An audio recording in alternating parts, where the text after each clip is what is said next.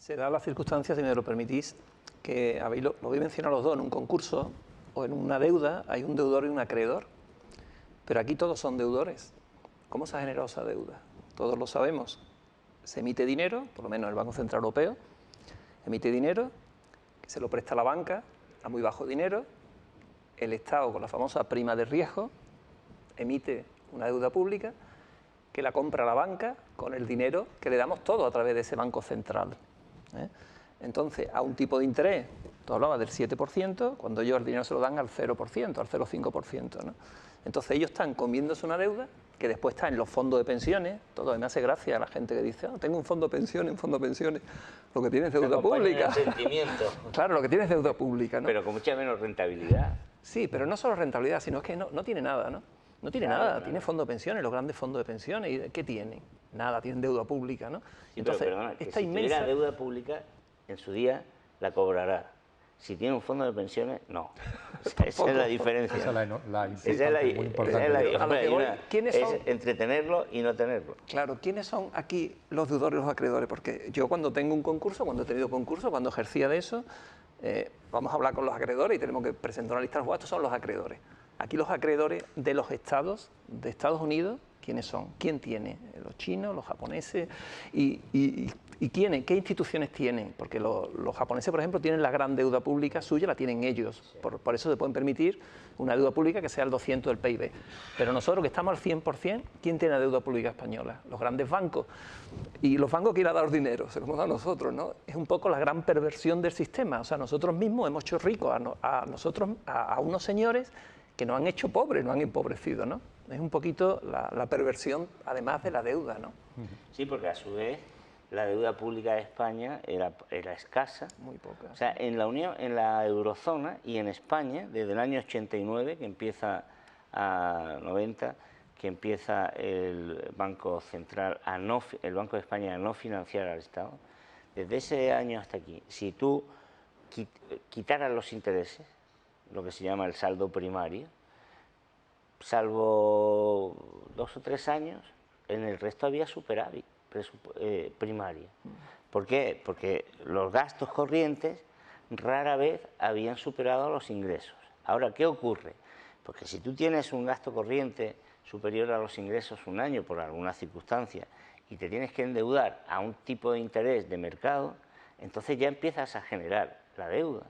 O sea, el 40 y tantos por ciento en bruto, sin contar, como he dicho antes, la deuda para pagar deuda. Y eso ocurre en toda Europa. En estos momentos todos los estados de Europa pagan pues alrededor de 350.000 millones de euros cada año en intereses. Bueno, ¿pagan o se endeudan más? Bueno, hombre, pero lo tienen que pagar y tienen que aumentar la deuda. Eso es. Y no tendrían por qué pagar nada.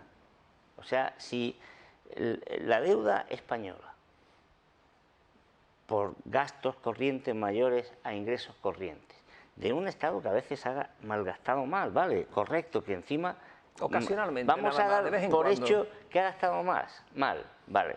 Si esa deuda originada desde el año 90 hasta aquí lo hubiera financiado un banco central, lo mismo que le financia a los bancos privados, nosotros tendríamos un 15% de deuda sobre el Producto Interior Bruto. Tenemos el 100, luego del 15 al 100 es la consecuencia de intereses de deuda para pagar la deuda.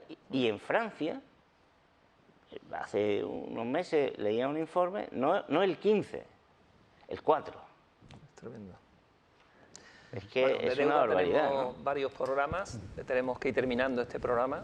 ¿Quieres comentar algo de deuda? Aunque hay mucho por comentar, ¿no? Porque es recordar que del billón aproximadamente de euros, ¿no?, que la deuda pública española, sí, en los tantos por cientos de diferenciación entre capital e intereses, lo ha puesto de manifiesto Juan, y yo añadiría el periodo histórico en el que se ha producido la mayor acumulación.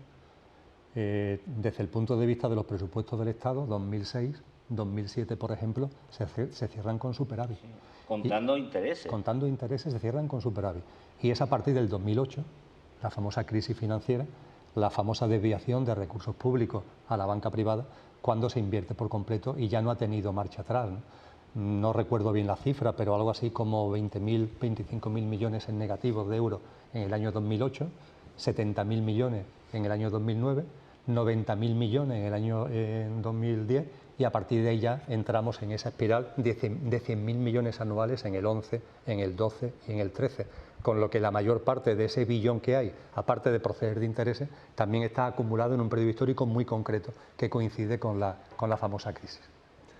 Y si añadimos lo que comentabas antes, que los parlamentarios, no sé otra vez si ha ocurrido en la historia, se reúnen en agosto de 2011 para trabajar para que a 1 de septiembre se modifique la Constitución con nocturnidad, para hacer el pago de esos intereses y de esa deuda pública como preferente con respecto a todo. Prioridad absoluta. Antes de pagar nada hay que pagar eso. Y lo firman los representantes políticos que hemos... bueno, yo hace 20 años que no voto, ¿no? Los que votan, los que siguen votando, han votado, son representantes de todo, a mí también me representan, han firmado eso.